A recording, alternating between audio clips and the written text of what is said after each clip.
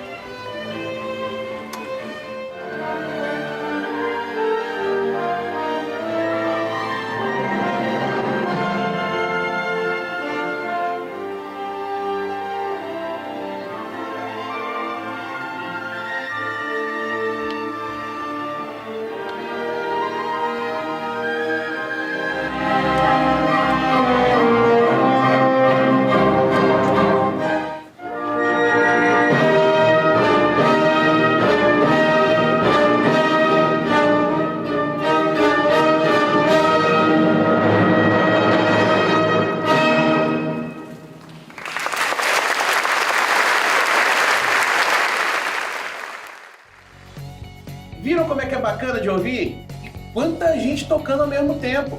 Será que eles não se perdem em algum momento? E quais os instrumentos que tinham ali? E como é que eles são tocados? E quem era aquele que estava de costas para o público balançando os braços? Todas essas respostas nós vamos ter no programa de hoje, que é dedicado a conhecer e entender como funciona uma orquestra. Vamos começar falando do significado da palavra orquestra. Essa palavra vem do grego antigo e significa lugar de dança. Ué, mas como assim se na orquestra não tem ninguém dançando? Na Grécia Antiga existia o teatro grego, que era uma junção de música, canto e dança.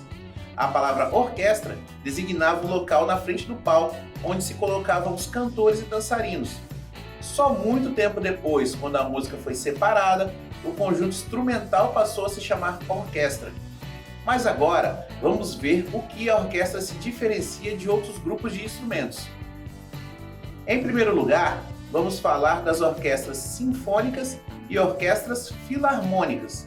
As duas são consideradas orquestras completas, pois tem uma quantidade grande de músicos, entre 80 e 100.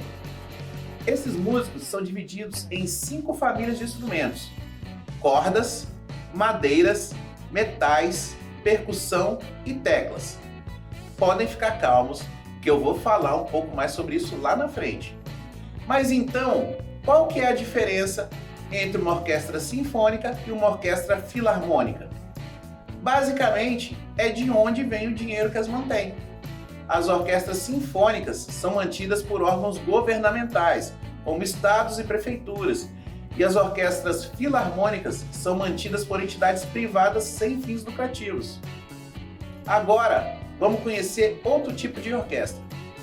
A orquestra sinfônica, do jeito que conhecemos hoje, que estava tocando lá no vídeo, que nós vimos no início do programa, é uma coisa bem recente. Antigamente, a música instrumental não tinha tanta importância quanto a música vocal, cantada. Portanto, ela servia só de acompanhamento. Os primeiros grupos instrumentais surgiram no século XVI e com uma pequena quantidade de músicos. No século XVII já se tinha uma formação mais completa e a música instrumental começou a ganhar mais importância. Um dos principais responsáveis por isso foi Jean-Baptiste Lully, um compositor italiano que se naturalizou francês e que fez parte da corte do rei Luís XIV da França. Ele começou a padronizar a orquestra, definindo como cada instrumento deveria tocar, quais músicas tinham que tocar juntos e como eles deveriam se localizar. Ele também é considerado o primeiro maestro de uma orquestra, pois ele regia batendo com a bengala no chão para marcar o tempo da música.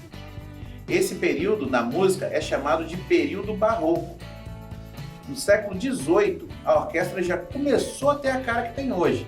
Inclusive, foi nesse século que começaram a chamar as obras de sinfonia, termo que vem do grego e significa todos os sons juntos.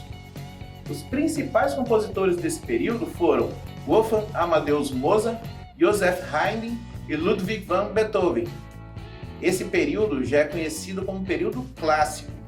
E vale ressaltar que foi nesse século que as orquestras cresceram, já que já existiam locais maiores para que elas pudessem se apresentar. No século XIX, a orquestra aumentou ainda mais em tamanho e em potência sonora. Os instrumentos de metal ganharam mais presença e passaram a ocupar mais espaço. Houve uma evolução na forma de se construir os instrumentos. Sendo assim, as orquestras também cresceram em qualidade de som. Os principais compositores dessa época foram Johannes Brahms, Maurice Ravel e Richard Strauss. Esse movimento é chamado do período romântico. Mas agora eu tenho uma pergunta para vocês. O que são as famílias dos instrumentos de uma orquestra? E quais instrumentos que compõem cada família? E como é que eles são dispostos na hora da apresentação? Vocês podem ficar tranquilos que nós vamos ver tudo isso agora. Os instrumentos se dividem em 5 grupos ou famílias: cordas, madeiras, metais, percussão e teclas. Os instrumentos de corda são aqueles que fazem um som a partir de cordas bem esticadas, seja ela beliscada, percutido ou friccionado. Difíceis esses nomes? Eu vou explicar. Você pode tirar o som de uma corda usando uma paleta ou as unhas, como a gente faz com o violão, ou seja, está beliscando as cordas. Dentro do piano tem um tipo de martelo que bate nas cordas para gerar o som, então dizemos que essa é uma corda percutida. E se é usado um arco, como o violino, para esfregar e gerar o som nas cordas, a gente diz que elas são friccionadas. Essa família de instrumentos também são classificados como cordofones, ou seja, feito com as cordas, certo? Na orquestra, essa família engloba os instrumentos violino, violoncelo, viola sinfônica, contrabaixo e a harpa. A família das madeiras sofreu muitas modificações com o passar do tempo, tanto que hoje em dia nem todos os instrumentos dessa família são fabricados em madeira.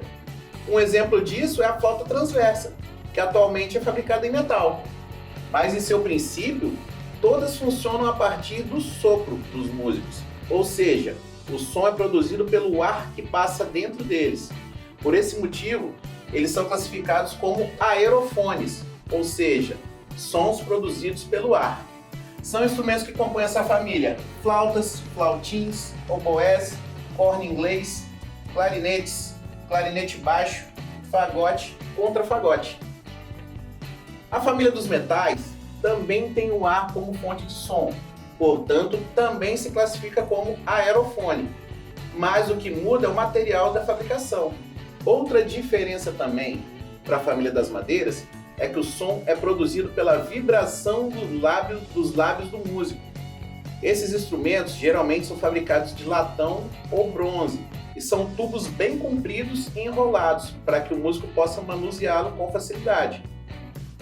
Os instrumentos que compõem essa família são trompas, trompete, trombones, tubas e eufônios.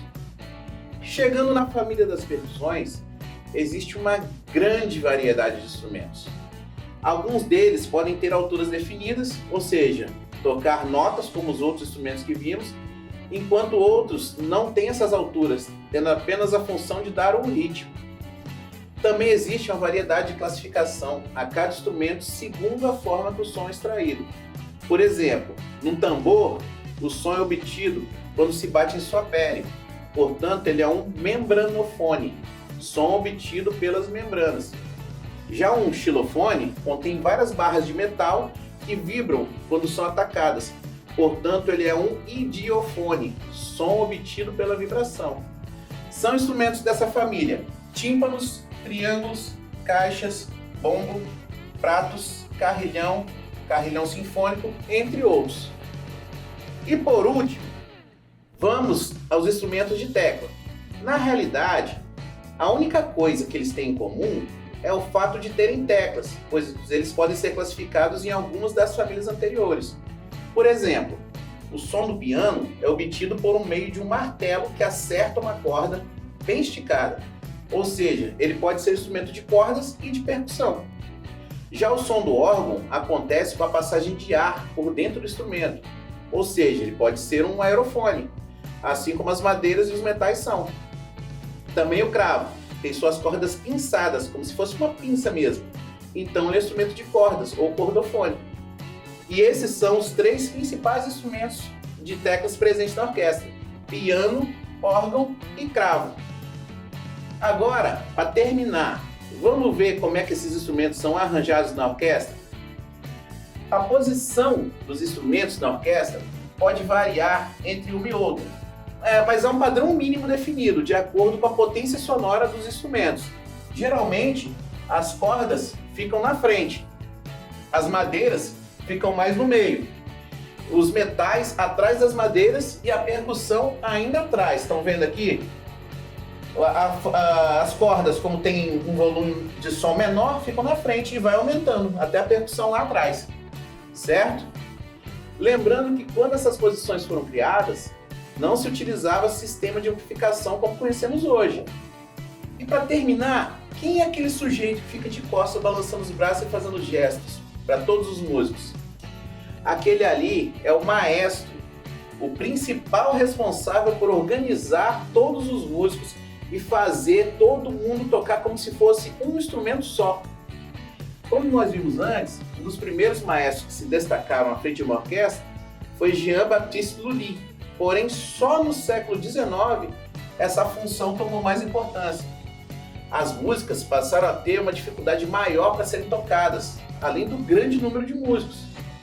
Assim, tornou-se necessário uma pessoa que conheça todas as partes de todos os instrumentos para organizar e definir todos os detalhes na hora de tocar.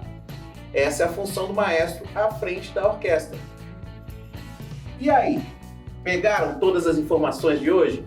Já conheciam a Orquestra Sinfônica? Agora eu vou deixar uma tarefa para vocês. Eu quero que vocês pesquisem uma sinfonia de qualquer compositor. Escutem e escrevam para a gente dizendo o que acharam. Eu vou repetir com mais detalhes.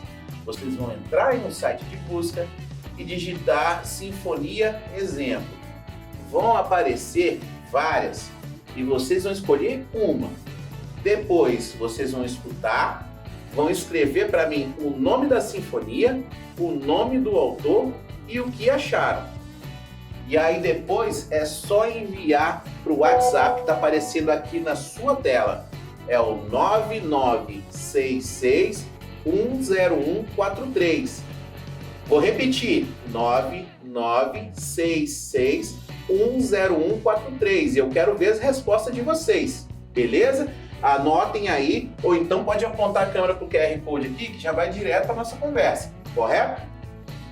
Nosso programa de hoje está chegando ao fim. Falamos sobre a formação da orquestra sinfônica. Começamos ouvindo uma orquestra para já ir acostumando com o assunto. Falamos do significado do termo, que era o lugar onde ficavam os dançarinos e o coral na Grécia Antiga. Falamos da diferença entre a orquestra sinfônica e filarmônica. Depois nós falamos da evolução da orquestra, desde lá no século XVI, passando pelos períodos barroco, clássico e romântico. Em seguida, falamos das famílias de instrumentos, cordas, madeiras, metais, percussão e teclas, e de como elas se organizam no palco. Por último, foi a vez de desvendar o papel do maestro como organizador de todos esses elementos. Eu espero que vocês tenham gostado, que fiquem bem. Aguardo vocês no próximo programa. E não se esqueçam, mesmo distantes, estamos juntos! Tchau, galera!